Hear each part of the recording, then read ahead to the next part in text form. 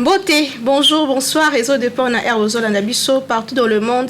Toujours dans le cadre émission Nabino Kindoki politique, émission ko analyser Nabino ba information et actualité en ambo Canabiso.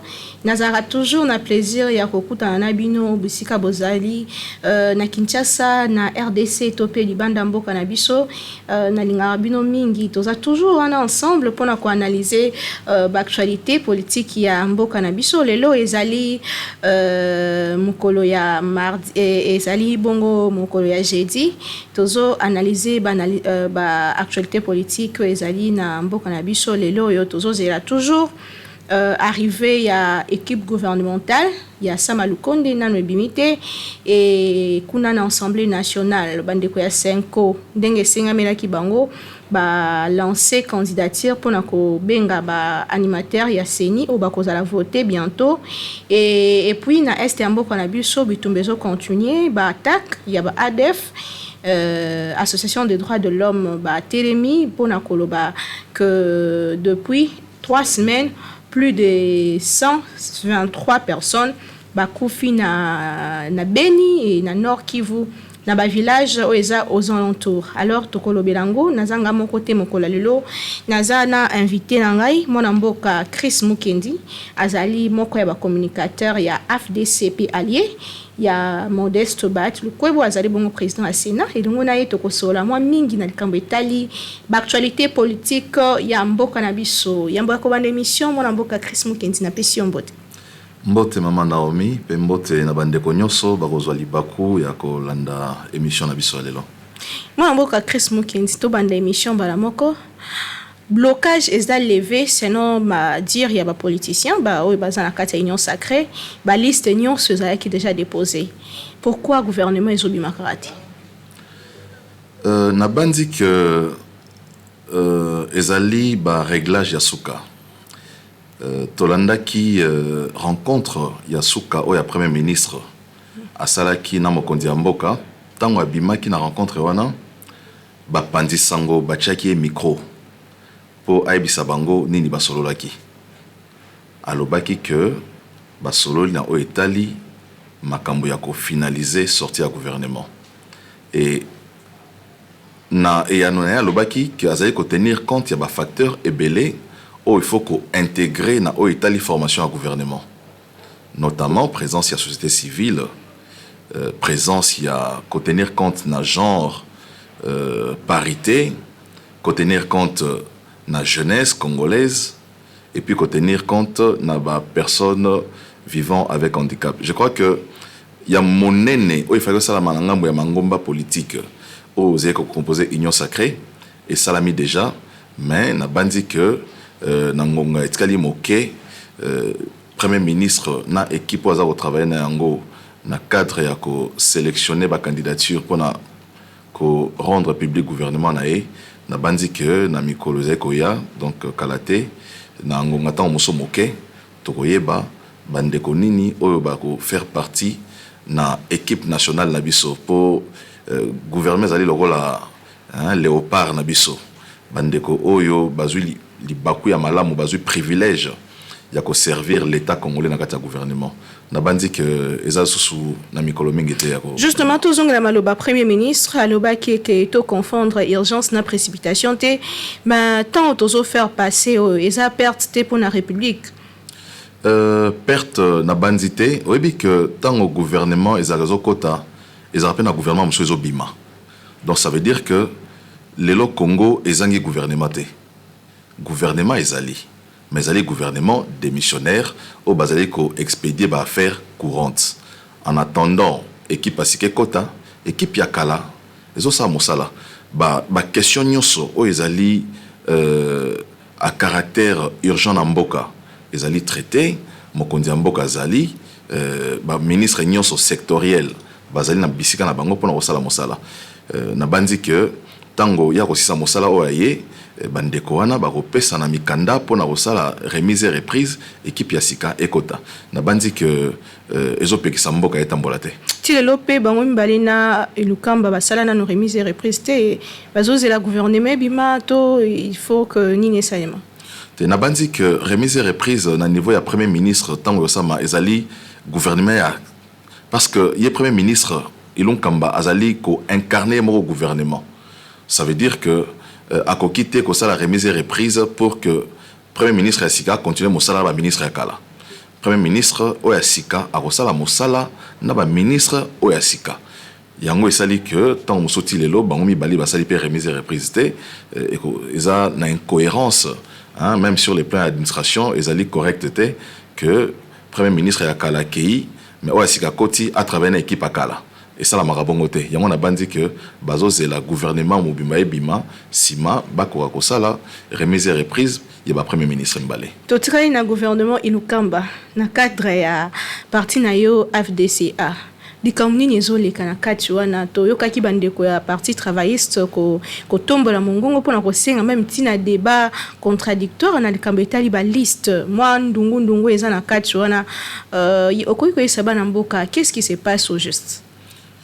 Maman Naomi omoni tango gouvernement ezali ko eza ko chama na esika ezali na ba critères o esala gouvernement et salama pona koza na kati il faut remplir ba critères wana oyebi pe que gouvernement ndenge ezali ko salama na mangomba o ezali na kati ya assemblée nationale ba mangomba o bakotaki bandimaki kokota na kati ya union sacrée na kati ya mangomba wana biso FDCAP tozali FDCA tozali na 41 députés nationaux.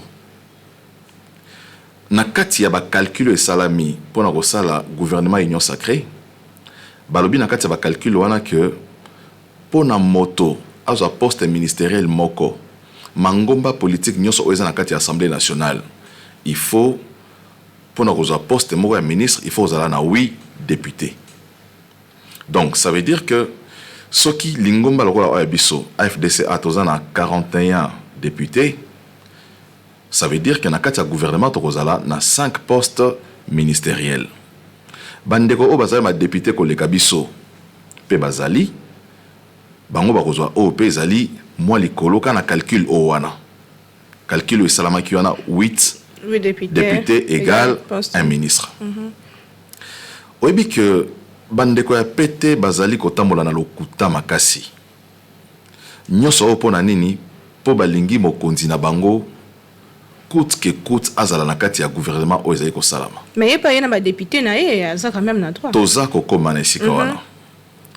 Oyebi tango loi électorale ezaki modifiée avant élection tango ba instaurer ba seuil babi pona que lingomba politique moko et prétendre na poste na kati ya Assemblée nationale, il faut ba atteindre il faut qu'on atteindre 1% ya seuil ya élection. Oui batobe ba parti politique na bango bazata na batoté azata mususu kana na 4 députés 5 candidats baluka ki kokota na kati ya ba regroupement politique o ya makasi. Parti travailliste bayebaki ki bazalaki na botaou bayebaki ki bazana makasi ya kolonga élection te balobi to luka esika to kokende po soki makambo ya sey o ndenge zali to luka esika o bandeko musu ba kosunga biso po to kota na kati ya institution sinon na kati ya mangomba ya politique biso to kobunga to kozala te.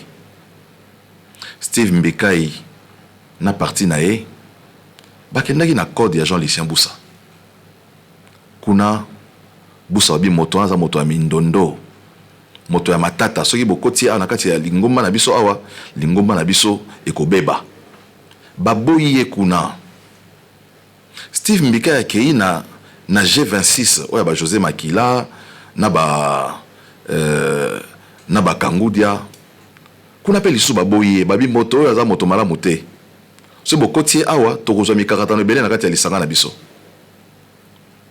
Mbika ya kobeta porte et pas ya Modeste Bahati. Modeste Bahati andimi. Modeste Bahati na boboto nyoso andimi ye akoti na kati. Mais na lina lobaboye. Ba député o ya ki na bango ou ba candidat na ye ya parti politique tant ba kokota na kati ya FDCA. Eza na parti na été et aligne ki ba na liste moko te électorale eza na kombo ya PT ezalité. ce qui est dans l'Assemblée nationale, aucun résultat à CENI. Au moment où député Moroté, Mbika a député Mokoté. Ba député Nyoso au Bazaki élu dans la liste AFDCA, Bazali ba député, il y a regroupement politique AFDCA. Aux hommes. Mais tout ce qu'on a hypothèse au Aye Mbikai. Au lobby que yé, Azali deuxième force politique, il y a AFDCA, Azana 5 députés. Maman Naomi, notre bételo li solo ya calcul et salami pour que Batouba Kota Nakati ya gouvernement. Il faut zala na 8 députés. Mbikai, malgré Kazana ba député té, il faut tout le Kazana ba député té, malgré Bazana ba député à parti politique naïe, mais Bazali y a regroupement politique. Pour Bazali qui élu na liste, il y a AFDCA. Faut tout le monde malamu pour bandeko bako wa ososo la. Ce qu'il y a un député au Aïe, il y a une liste de partis politiques naïe, parti travailliste. Mais Motomoro Taïebi, qui est en voté, on a député à parti Ambika été, avec qui voté député à AFDC à Modeste Bahati. Ozomona. Mais tout côté si on a kati ya Mozindo. Balobi pose à la ministre faut à la 8 députés. Mbika a 5 députés. Topesi, bon, bah, député, bah, Topesi, il a 5 députés. Avec 5 députés, vous avez membre du gouvernement. Vous avez latin. Au coco tate, parce que il faut en 8 députés. Il y a 8 députés. Il y a 5. Mais, dans le cadre de la solidarité, il y a un regroupement politique. Modeste Bahati, à lobby, Lingomba na FDCA parce que na Kati il y a FDCA 32 députés. Baoti na FDCA Modeste Bahati 32. Donc ce dossier na calcul sous na calcul il y a 8 égale 1, ça veut dire que Modeste Bahati est mort falazoa 4 ministres. Mais aboyi habité tozo 4 était tozo misato toti la bande na biso ba allié pe Postement quoi. Ba poste mi balé. Alors, bon, comme la solidarité, tout ça, les réunions à Hôtel Vénus. Na réunion à Mbika IP à Zalaki. Tout pesi ba critères ya okota gouvernement. Na kati ya ba critères wana tolobi bandeko o ba oti déjà koza na gouvernement ilon kamba ba pesa pe li baku na bandeko mosusu bakota po basala pe mosala. Donc ba kombo moso ya sika. Ba kombo ya sika parce que Mbikai a sali déjà presque 2 ans dans le gouvernement. Tu as rappelé que Bassa la carrière dans le gouvernement. Si on a la carrière, on a l'administration. Le gouvernement n'est pas succès. D'accord, ce qui est remaniement. Et ça a été sikate, motoraï, tant moussou soit ça qui 2 ans, 3 ans, abimi, moto moussou pas koti. Remaniement, tant que salami, on a fait moussou abimi, moussou pas koti. Mais les Cambodgiens Mbika, ils allaient nini. Il y a kanisi qui poste ministériel, les alliés postent naé à vie. Il y a le ministre Bongo, à Kolongo Asso ministre était. Bitumba nyoso yango wana. Donc, Modeste Bahati, Azali na etumba na mbika ite. Azali ne mbika ya azali ko s'agiter. Pour lingi azala kaka na kati ya gouvernement. Pour gouvernement za ya tata na ye, za ya mama na ye, gouvernement za ya mboka na bango. Ndeko Chris Mukendi. Pour gouvernement za ya bango. Di le ko la koti kuna moto musu akota te. Bali musu to koti sa bango te. To pesa libaku na moto musu akota te. Pour mbika ya azali super homme. Azali ministre à l'équipe ministre nyoso ya Congo. Pour yenda silisi pasi ya bana mboka, mosala sali koleka ba ministre nyoso. Ozomona. Eza bongo te, mboka etambola boyete. Biso tolobi na kati ya région na yemo mbika azaki pa ndimaki yango. Mais tozoka moi que to vandi to motanga mikanda na ba réseaux sociaux, a comme la premier ministre, a comme la Modeste Bahati, mbika azotine de la type président de la République ba SMS na Chiluba. Maman Naomi. O ezako ko zanga ko tosa bokonzi. Ezako eza anti-valeur autorisée ko soutenir te na kati ya mboka. Ozomona. Donc je pense que il faut comprendre que poste ministériel ezakali baku. Hein, ezakali baku o mboka epesio osala. Il y a solo que politique ezosala mape na ba leader politique o bazako désigner bato bazako tinda mais esalamaki en toute transparence et salami en toute démocratie batindi bakombo bandeko mosusu mais tango basenga ki yepe mbika atinda bakombo oyi bakombo atinda ki mama Naomi mbika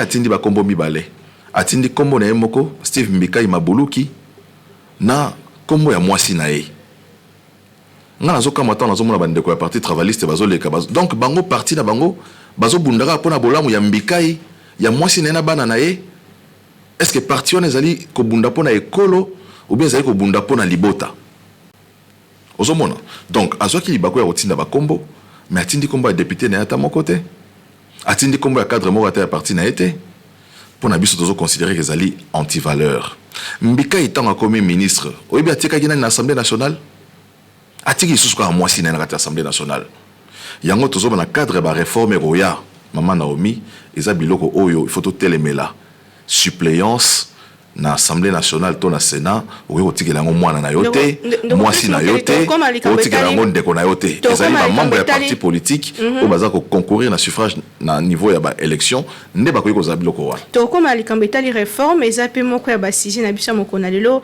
kasi likambo etali ba liste pour eloba mi mpe mwa mingi ba liste ba kombo epesami ebele kana na AFDCAT na ba parti mosusu pe soko ebisa biso likambo ya ba critère ni salaka que mutu azala apona malokola candidat na poste ministériel à part au tukolo ebisa biso wana Mama Naomi parti politique nyoso mangomba politique bazana ba critère autant mosusu ya bango bazali kopesa mais tango premier ministre ayambi mangomba politique apese mangomba politique ba critère ya premier ministre alobi que pona ngai na lingi botini nga bato yo bazali na moralité ya makasi on a ba critère ya premier ministre moralité il y a compétence et puis ba critère mosusu alobaki il faut basi base à la représenter il faut jeunesse à la représenter na ba personne vivant avec handicap wana ezali ba critère oyo premier ministre apesi mais na kati ya mangomba politique mama Naomi ezala pe na ba critère ezala interne critère mosusu tango ezala la loyauté aux postes ministériels topé sa moto kaka boye na kati ya lingomba politique na yo azal loyauté azali moto ya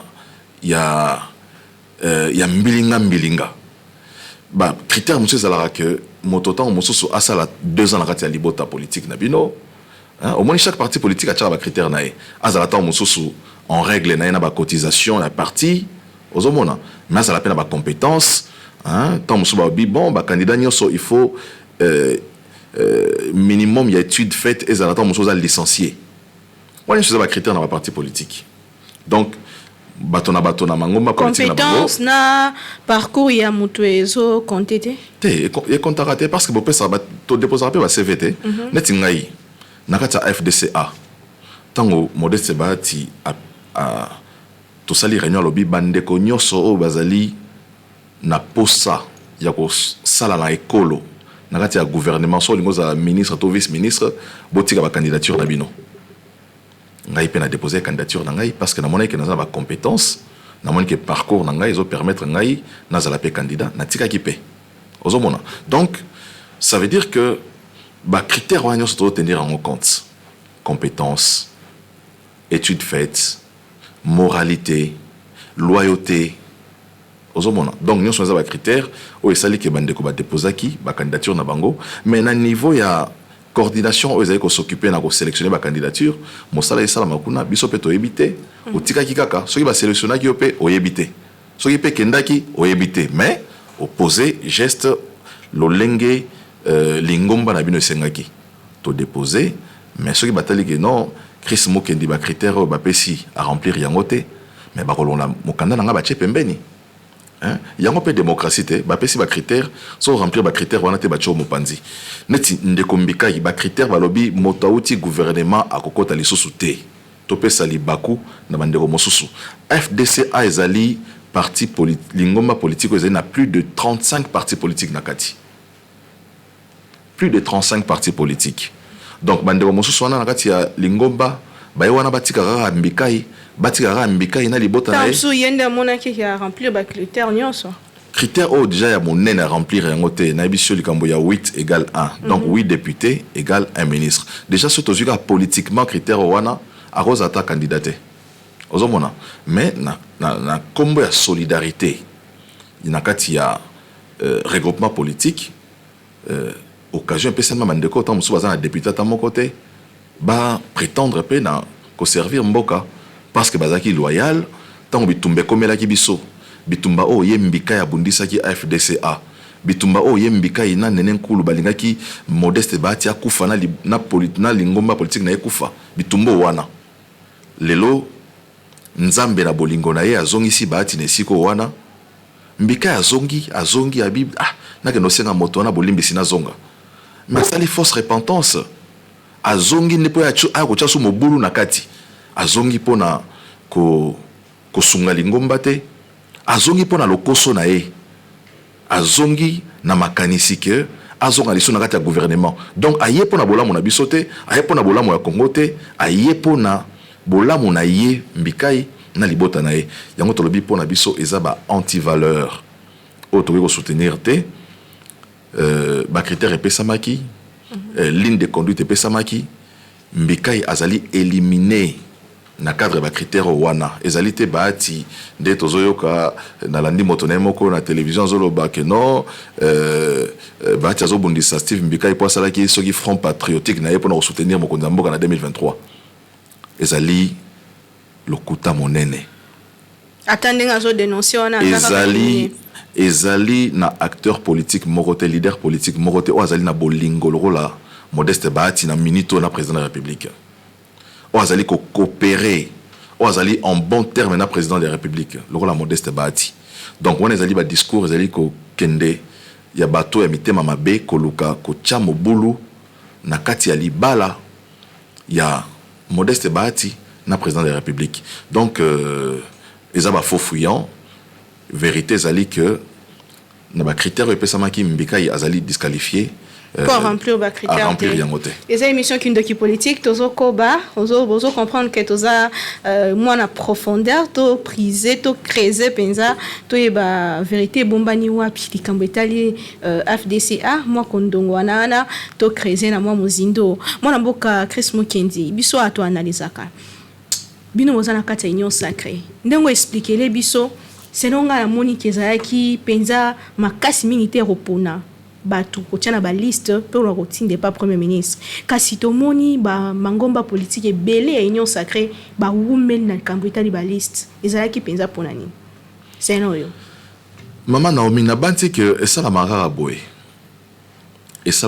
boye banda ba gouvernement e banda ezara bosali liste botindi mais pour lancer la liste il faut on soit un mois plus te ezala répéter muso bosali liste botindi premier ministre pas kozongisa habité bakombo na moni o bato te aboyi batu yonso et tant so roboya pe omoni ezana kati ezala vraiment échange moko ya interaction za makasi entre premier ministre na mangomba politique tant muso balingi bilongi muso ya kalezonga te soki bino na liste na boche bilongi wana bozo boponi moto o boponi o babike yete bazongi se no iboti na bato mosusu omoni mamu nyonso wana esala que ebenda pe moi makambo mamolai ozomona donc je pense que ça la marabongo ils appellent à droit il y a premier ministre soit aligné au travail na moto aligné au travail na maman Naomi te ou imposer était travailler na maman Naomi parce que ça gouvernement oyaye donc to bandi que il est premier ministre azo jouir na moi liberté azanango wana ya ko tala na kati ya liste comme on a té moto yo li solo na eza malamu mingi te na linga za na kati ya gouvernement na ngate soka boyi ababo pesanga moto mosusu na ngonga bokozo atona pona koluka moto mosusu wana il faut pe moto bozo luka e kokana ba critère ya premier ministre tona ba critère ya mokonzi ya mboka donc c'est un peu ça et je crois que union sezo kende nango na lolenge elongo bani. Kasi population ezo remarqué pe moko wela na kati na ngomba na bino ya union sacrée ko wela na sens ya ba liste wana toujours na kati ya liste wana batu ba mangoma politique mususu azana na 5 places matindi au delà ya ba kombo ya batu. Donc wela na wana nyonso nini kozela na gouvernement oyo batu nyonso balingi bazalaka na kati. Est-ce que pesa pour l'intérêt peuple to et ko na servir au peuple était na sens wana. Au moins tant ozolo bana moni image mo lekinga na motu ndenge Congo to wela bus soki na parking moto nyonso alinga kota na kati omoni soki transport ye na parking boza ebele na arrêt moto nyonso alinga kende esalamaka mpe boye kaka ntango gouvernement ezosalama ata mpo na gouvernement te ata mpo na députation nationale na élection na lokunga tozali na 14 sièges bakandidat bazali boni bazali plus de 5000. Donc, je crois que les appels démocratie, et c'est que j'ai à la refondement et permettre aux motonioso ou à mon makoki à participer. Mais tant que le lobby Mangomba, bazan à 5 postes, batineti bakombo 15, ils allaient pour nous repérer ça, Mokonzi, Premier ministre, possibilité à Kopona. Ils étaient besoin à 5 postes, batineti bakombo 5. Il faut obtenir bakombo et qui 5 postes. Mais il y a pour 5 personnes au Barozaba, bisika na binowana. So amoni que non côté musu nazwa déjà bana mibali naza posa ya mwasi atel na liste AFDC mwasi ni naza kuna abia OK mama Adèle aza na liste o côté bana basi azui mama Adèle koto akotisi ozomona donc et ça la marabongo hein ezali te que ba combo il faut et correspondre kaka na ba nombre ya ba siège au ba pesi bino na kati ya gouvernement te ba combo za rebelle pour nous repérer ça premier ministre possibilité il y a aussi la choix hein habitant mususu gouvernement na il faut bilenge na liste na ba kocha bilenge na liste na ba kocha ba mama kasi ko wela na pesa kana cadre démocratie mais eza la bongo hein eza vraiment ko wela na te ezali ko pesa mokonzi ba possibilité ebele oyo sala ke apona o ya moni ya malamu asala mosana e tout le bela likambo itali appel ya candidature na nzela ya 5 na likambo ya na ngambo ya seni bamangomba politique mususu ndakisalamuka batelemela ki likambo yango po seno bango fo ba réforme esale manano yambo ya kopona ba institution batu ya sika na kati institution ya seni yo moni makambo yango ndenge ni to commentaire na weko ekozani na banzi que biso na kati ya lingomba na biso Modeste Bahati na matinée politique au Salaki il y a 3 mois passés.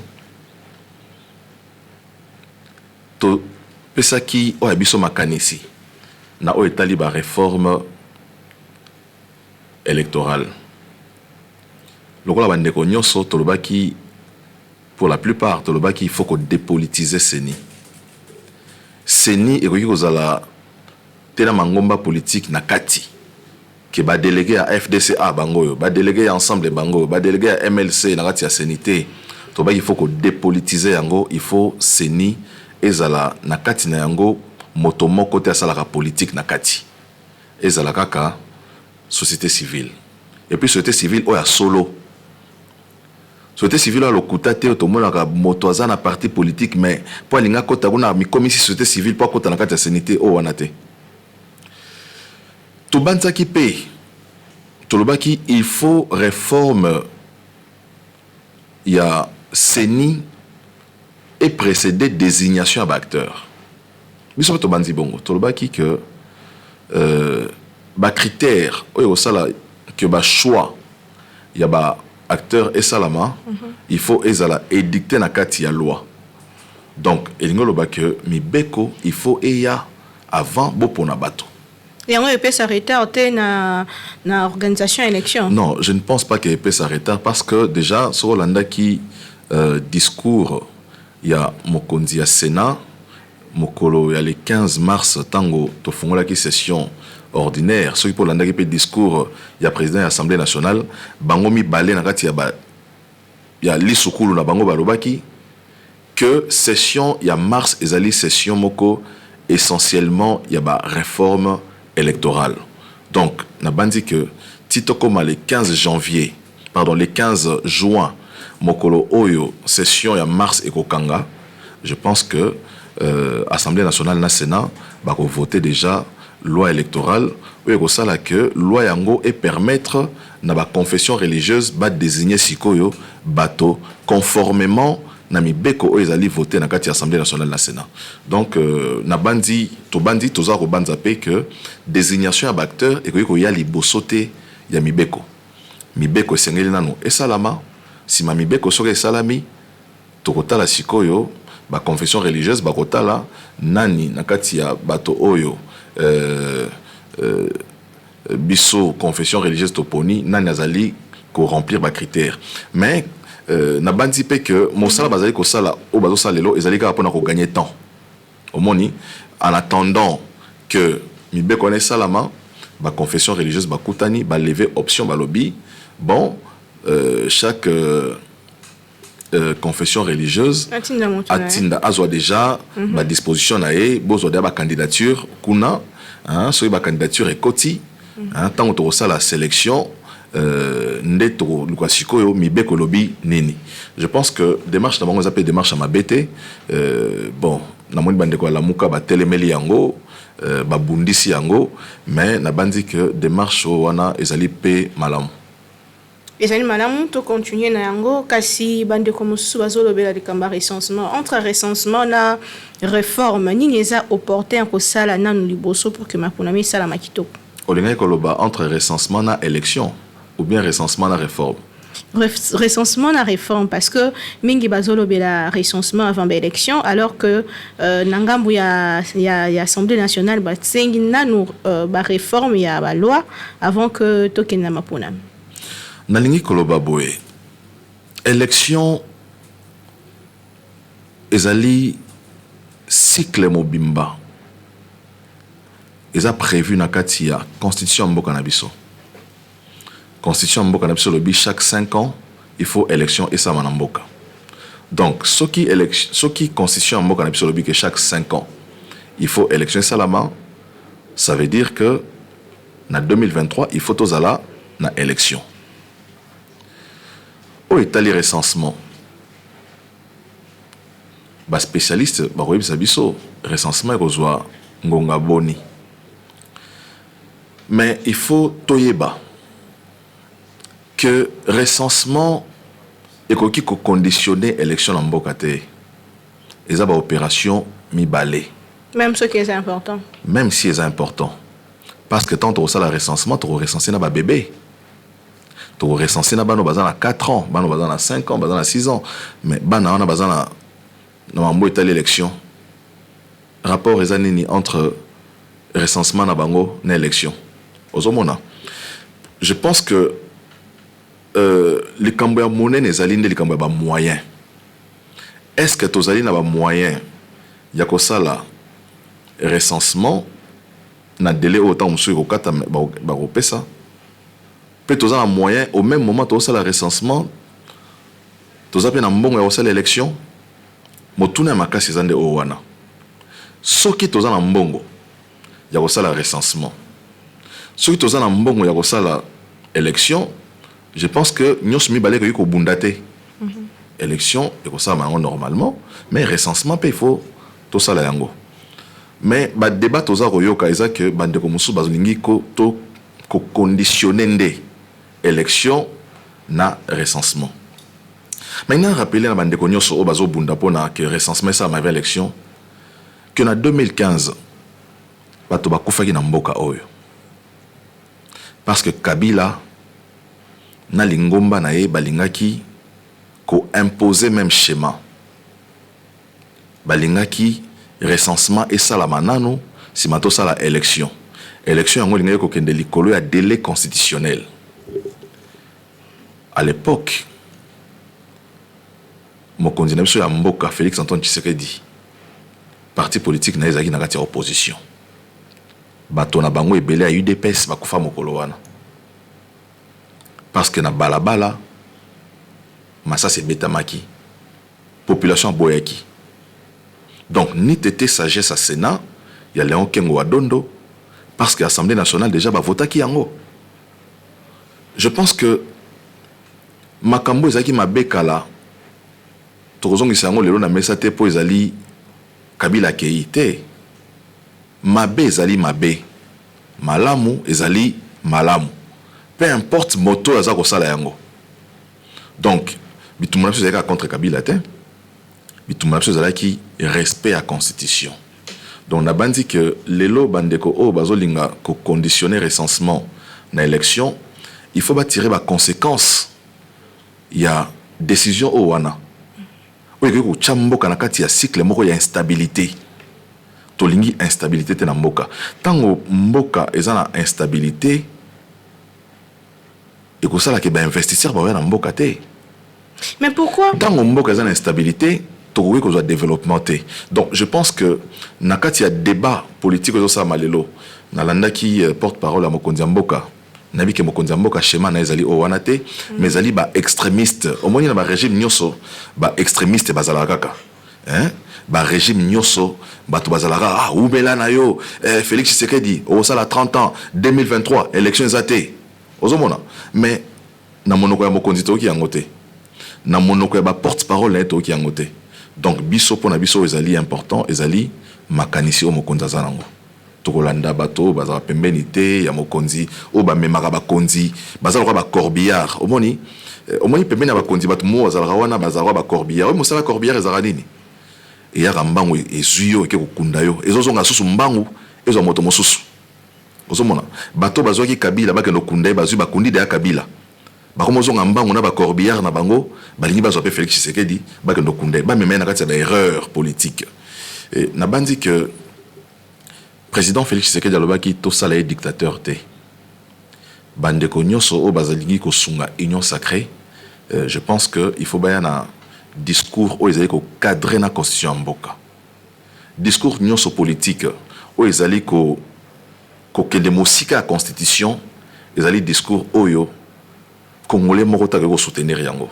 Mais bongo état de droit, état de droit ceux qui ils allaient ko respecter mi beko li kondi ou il faut la respecter ils allaient constitution mboka. Koyoka koloba na mincho que élection des âmes tu ya makasi kasi tango nini ko sala recensement pour toujours évoluer na mboka monene sans koyeba nombre exact de tozani nga na boyi ko sala recensement te na lobi recensement ezali malamu soki mbongo ko sala recensement ezali to sala yango mais ko conditionner élection na recensement de na lobi ezali schéma malamu te parce que et comme mabiso na cycle il y a instabilité, mais aussi et continue d'abisso to violer constitution ce qui recensement ngonga ekozwa et leki ngonga o constitution est fixée pour na kopsala maponami ozomona donc ezali ba option politique au photo lever toyeba o nini ezali prioritaire nini ekoyiko zela donc eko ezangate na plateau de télévision na koloba to sala nanu o to sala osima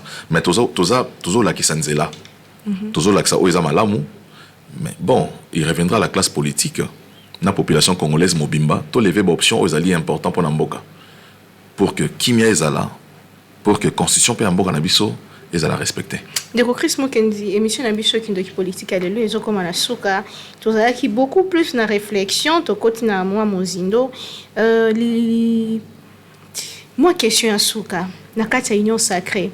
À part partage ya ba poste to gouvernement ilukamba nini susu loboma na kati union sacrée na ndenge bosanganela na boko pona mutu moko boko représenter na 2023 to na 2023 boko panzana nini penza esangisa rabino à part ko sala gouvernement asika oyo sangisa biso zali bolamo ya Congo ezali vision mokonzi ya mboka apesaki pona bandeko nyonso ba tosima na maboko po Congo to kende liboso yango déjà osangisa biso. Je pense que 2023 ngonga ya robeta liso nango ekokoka to robeta yango mais pona lelo wana nan bolobela union sacrée ba défi nango ezali nini défi ya union sacrée ezali kopesa congolais mai tozana mboka o ezali encerclé na ba fleuve ba rivière ba lac mais peuple congolais ozanga mai mai na ba douche na biso mai na robinet eau potable ezalité tous on a besoin d'électricité dans mboka obi ke Congo mobimba tozaka eza électrifié à 9%. Alors que Bamboka Moussou Bazan a 75%, 80%, il y a électrification nationale. Biso Congo Mobimba, na dimension on a 2 345 000 km². Tous avons 9% de territoire dans l'Otilik. Mais l'Otilik, il y a une qualité nini. Donc, je crois que le défi Nabiso, il faut ezana owana ya koluka ko tia l'Otilik na mboka pour que l'industrie Nabiso locale ait fonctionné. Parce que ce qui est l'Otilik est alité, industrie est alité. Ce qui est industrie est alité, développement est alité. Je crois que le défi, il faut la owana. Tous avons besoin d'agriculture, il y a mboka, et la relancer. Tolia biloko, loso zouta kisangani tolia yango, loso zouta bomba, banzela ezala malamu. Je crois que le défi au Union Sacrée Zalango ezali owana. Ko beta lisolo ya 2023 sans koluka bolamu ya congolais, je pense que toujours perdre de temps dans la politique. Basala la politique pour nous retrouver ba réponse na ba problème ya population. Basala la politique te pour kanisa élection à lobby. Okozo nga posa la nini. Ce qui au sali les lotés pour nous recevoir le peuple congolais. Donc je pense que biso o ezali ko tungisa biso siko ezali koluka bolamu ya Congo. Tokokite ko vivre na mboka o ezali immensement riche, potentialité belée, mais peuple azali les plus pauvres du monde. Et ça va biloko o il faut et la musabiso to bunda pour que to changer donowana. Donc je pense que bande konyo so bazoko na kati union sacrée, ba rapona ba posteté. Baya pona ko luka ko relever ba défi. Kolongola ba défi o wana pour que na 2023 toloba ya solo mwana mboka Félix Tshisekedi osaki mosala malamu to betelo maboko to peso libaku kozonga so na 2023. Pour nos pessimistes, tu es simbité et relate bino nyonso. Est-ce que vous voyez bien? Na bandi que ezana motoka ka moko oyo Congo mobimba votaka za président de la République. Mais moto na moto comme député national, comme ministre, a la responsabilité sectorielle. Na oyo salama na kati ya mboka. Mais moto oyo balexara mosapi. Lelo Kabila azara mama. Batoni so sali na Kabila, bazana union sacrée. Ezai peka lolenge mona Mobutu tango azala kite. Tango Mobutu akimi. Ba Mobutu senyo so ba se retrouver na Kabila. Donc ça veut dire que responsabilité à gestion ya mboka. Responsabilité à croissance, responsabilité à émergence ya mboka, et va dans la mutu ya motomoko. Et a vision ya mokondi ya mboka.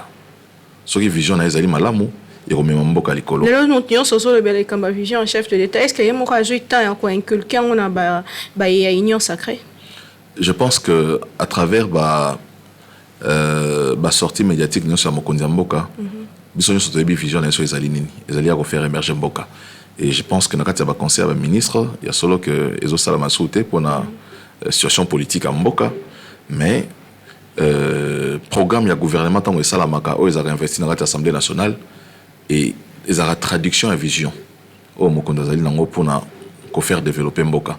Je pense que tant que ba sala yango dans l'Assemblée nationale moto na moto sikazali a koye ba vision mokondazali nini peut travailler pour que vision yango et ko kisama pour na bolamu ya ba congolais nyos.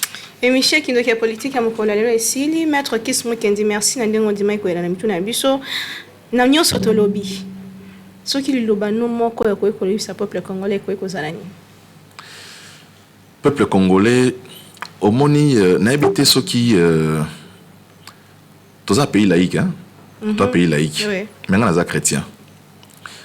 Au-delà de la dimension politique, tant mososo moto dans la dimension émotion spirituelle.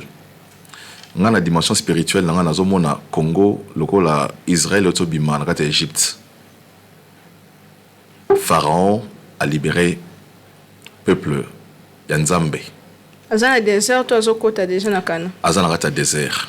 Azana désert. Obi na désert, peuple basenga ki Moïse bazonga so Égypte. Balobi mais il fallait que tu vas en Égypte, so sale na biso Pharaon parce que pas si il est qui. Parce qu'il y a solo pe pas si ya mboka, pas si ya peuple comme ils makasi. Mais je pense que ezali nzela toza kokende, ezali désert tokoti pour que lobi tokota na kati ya Canaan. Je pense que mokondi ya mboka azako bunda pour que akotisa mboka mobima na kati ya Canaan. To sala confiance, ya solo pas si eza makasi, ya solo mo eza makasi, ya solo mikakatano ezali mais sika tozali kokendeza malamu koleka sika tozalelo. Balamboka, merci Nandeng Bozayaki Belé, Kolanda Biso, partout dans le monde, Kindoki politique à l'élo et comme et s'il presque Maloba Chris Mukendi, ezali que peuple congolais toujours kende vers Kanana Biso. Wana ezaki oyo maître Chris Mukendi alobaki, merci beaucoup Nandengo Ndimaki ko yalona mituna biso et merci Nabino pe Wanandaki Biso, merci l'équipe technique, ngana bino tokutani lobby. Toujours pour analyser l'actualité politique, Bobenga Biso, merci Naba Fulbak, Bozotinda, et Zokoma, vraiment merci beaucoup, merci, et puis bon, continuer à copier sur la situation Nabino, puis la critique naza très ouverte pour Nayango, alors beaucoup mais Nabiso juste une émission na numéro ezali na ba écran Nabino toko sur la paix, toko yeba ndenge nini kolobela, makambo ezali ko tambwisa mboka na biso, tokutani lobby, toujours na lobaka, kimia na bote na bino.